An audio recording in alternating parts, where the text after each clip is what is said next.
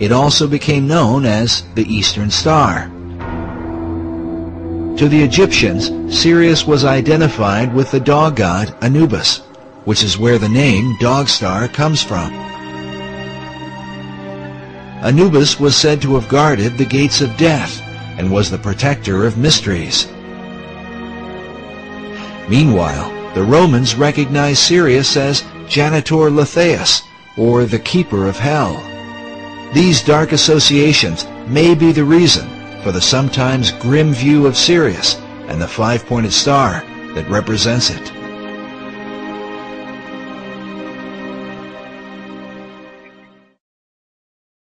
But Sirius was also associated with the Egyptian goddess Isis, and here, as we connect the dots, a more complete picture begins to emerge. For the Egyptians, the rising of Sirius in the east preceded the annual flooding of the Nile River, which for them was a magical event.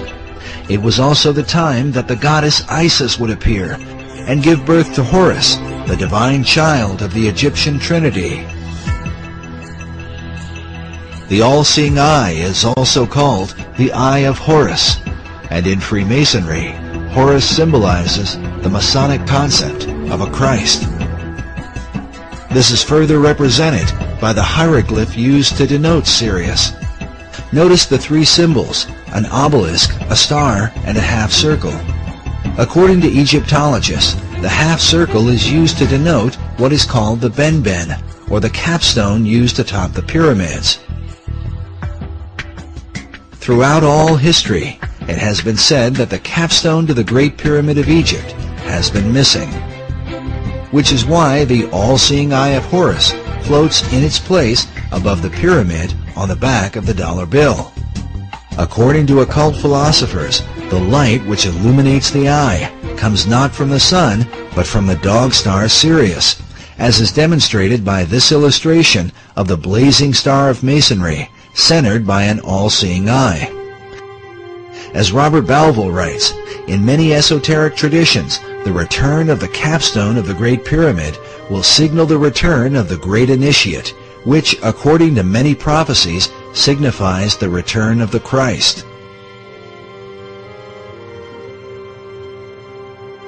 Albert Pike describes the Masonic Trinity as expressed through Sirius and the symbols that are seen in most all Masonic halls.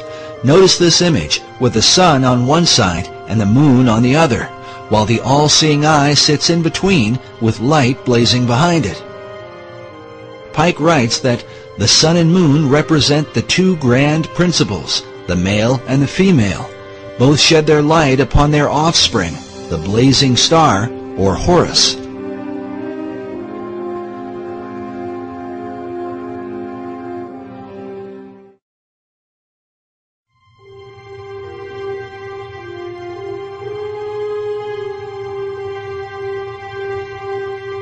These philosophies have been known and practiced by secret societies for many centuries. As the evidence will show, designing cities as a reflection of occult tradition was not a new concept to the Founding Fathers, among whom the influence of Freemasonry seems undeniable. In fact, the 110th Congress of the United States on January 5, 2007 passed House Resolution number 33 to honor the Freemasons for their contribution throughout America's history. The number 33 is well known as the honorary degree of Scottish Rite Masonry. The House Resolution read in part that the Founding Fathers of this great nation and signers of the Constitution, most of whom were Freemasons. The Masons felt in the United States that they were forming a Masonic republic. The concept of a republic dates back to the Greek philosopher Plato.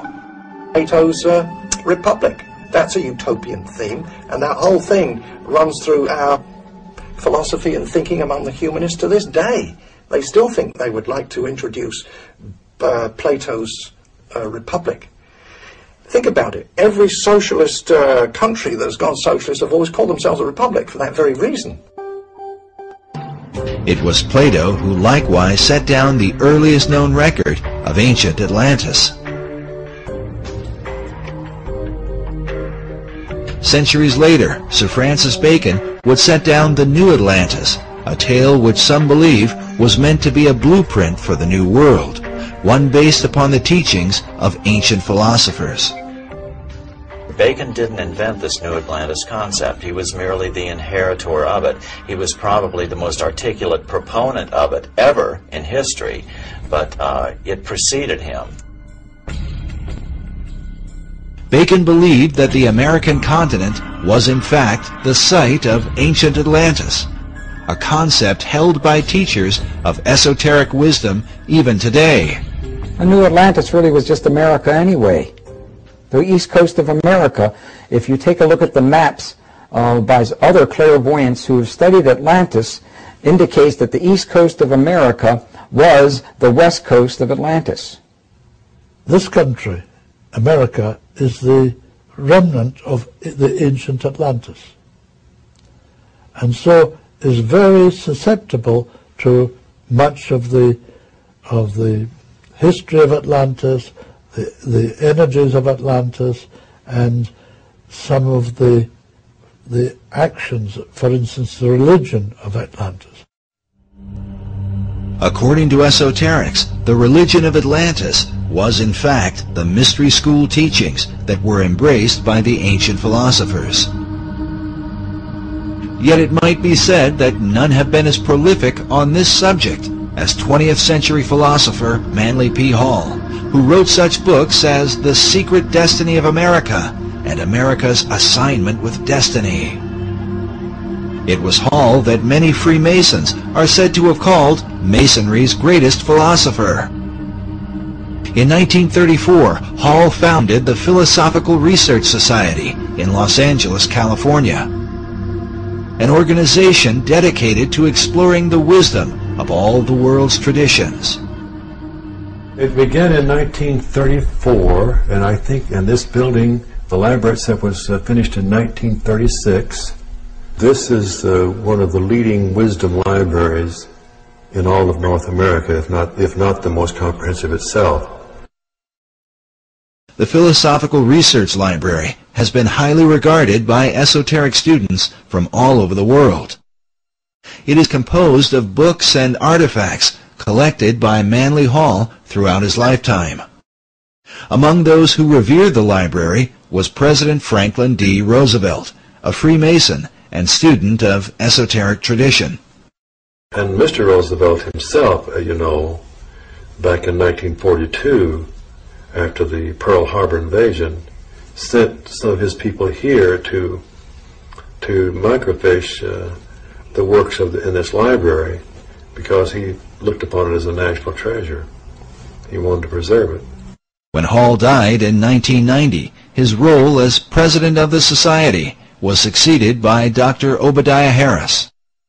Manly Hall, who was a young Canadian philosopher, sage type, envisioned